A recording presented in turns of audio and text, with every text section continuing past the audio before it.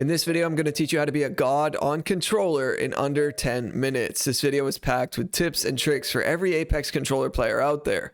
They are going to range from what's the best settings and sensitivity to be on to what sort of playstyle you need to adapt to while using a controller. We'll talk about aim assist and everything else in between. Let's dive right into this. The first tip is if you are struggling with your aim and you are playing on ALC, aka Advanced Look Controls, I suggest turning them off. Now, before I get a slew of comments defending ALC, this is a tip more so for people who have been baited into using this, but are still missing a ton of their shots. Listen, if your aim is amazing and you are using ALC, this isn't for you. However, I coach players daily, and when I see a controller player whose aim looks really off, I always ask them, are you on ALC? And they say yes.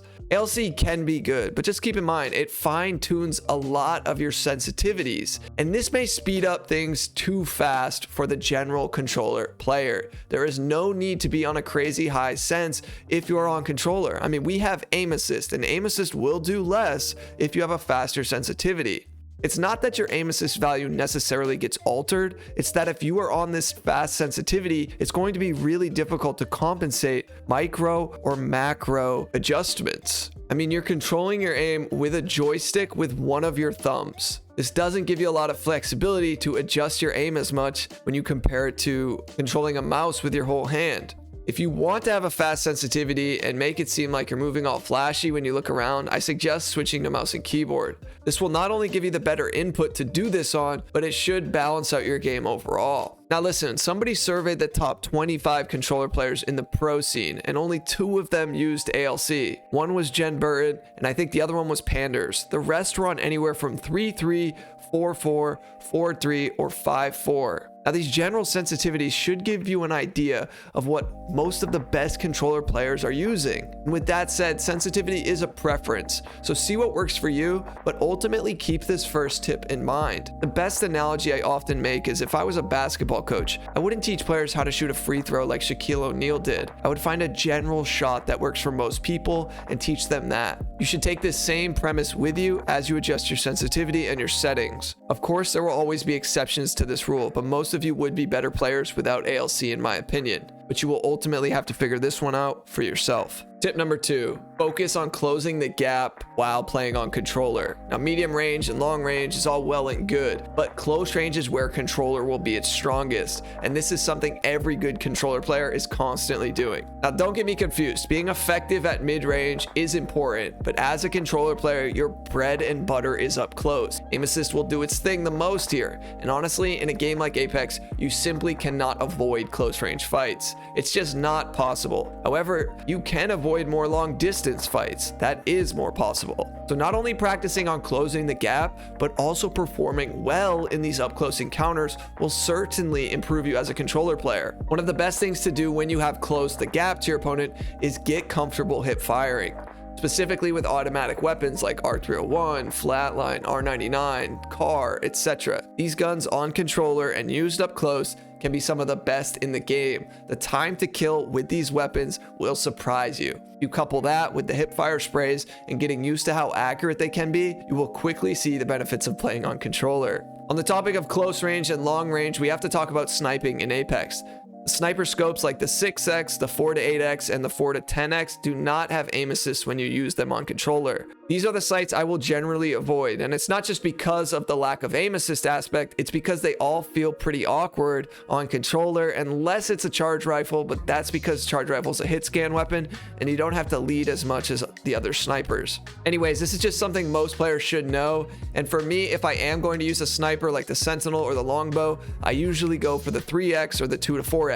It feels much more comfortable using those sights while sniping on controller, but you still get some aim assist with those sights. Tip number 3 is about a few game-changing settings that I think will really help your gameplay if you do not already have them enabled. Now, just keep in mind here, depending on how you hold the controller and if you use paddles or not, some of these may differ.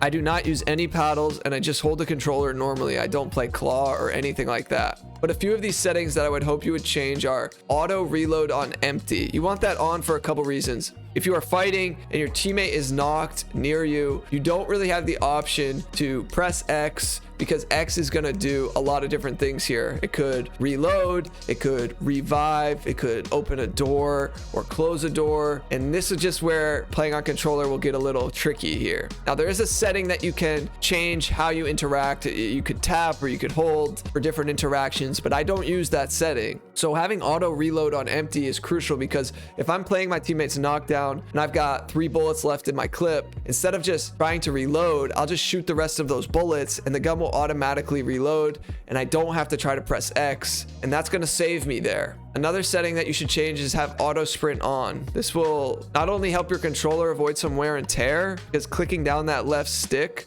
all the time to sprint is really not great for the controller, but auto sprint just makes it easier too on your hands. You just don't have to put as much pressure on your thumb. You can just push forward, and if you want to walk, you just slightly press it up.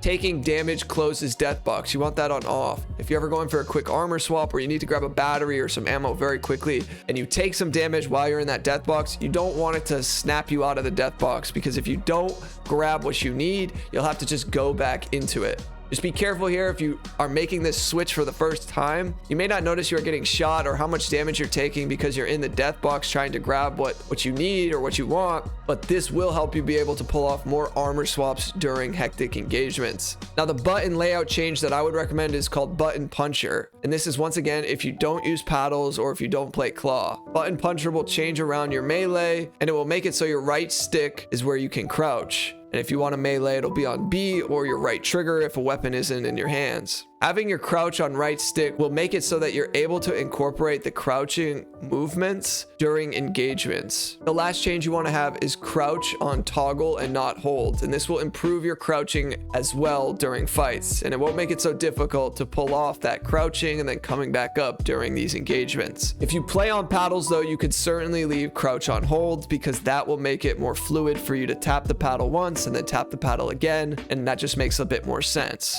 However, like I said, I do not use paddles. If you guys are enjoying this video, all I ask in return is that you smash the like button for the YouTube algorithm. This helps me out tremendously, and it's going to help turn you into a controller god, so thank you for doing that. Tip number 4, we're going to talk about recoil control, but I'm coming at this from a different angle than I did in my recent aim guide video. Okay, so most high-level controller players who are content creators always get comments saying that they're cheating or using strike packs or some sort of mod, right? And there's usually a couple reasons why. Number 1, the average Apex player doesn't really know what cheats look like. But 2, when you have thousands of hours poured into this game, it's actually really easy to control certain recoils in a lot of mid to close range encounters. The way to control most recoil is just by pulling down on your stick. Now, the degree in which you want to pull down will vary from weapon to weapon, but as I've said before, Apex has predictable recoil patterns, and this is different than Call of Duty or Valorant, where the recoil will vary game to game. When a gun has no attachments, that's the recoil at its most difficult. Now, as you level up the gun and depending on the attachments,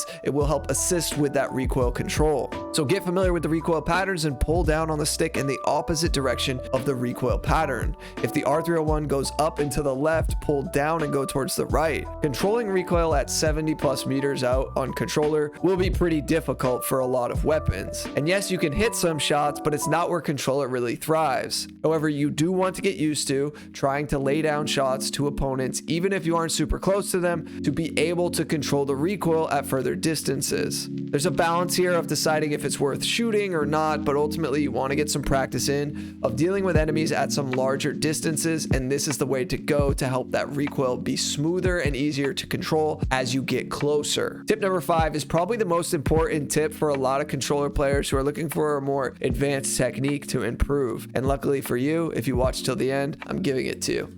It's all about mirroring, and mirroring is a form of strafing. It's vital on controller. The reason being is aim assist will truly do its thing here, and if you mirror correctly, you're definitely knocking the enemy or at least getting a huge damage spray off on them. Mirroring is basically what it sounds like. Let's say I'm in a 1v1 and I start strafing to my left. My opponent strafes right. We are mirroring each other's movement and tracking them with my aim assist. Now up close, you should see great results in doing this. I mirror a lot with SMGs and assault rifles, and I usually hip fire while doing so. You won't always be able to tell if your opponent is for sure mirroring you because, you know, movement in Apex, things happen fast, but if you just follow them with your eyes, your cursor will follow. It centers around hand-eye coordination coupled with your aim assist. Mirroring brings me to my next point, and it really centers around this video I previously made. 5 simple movement techniques that not enough people are using. So if you're interested in that video, I'm linking it here at the end screen. Thank you so much for watching. Peace.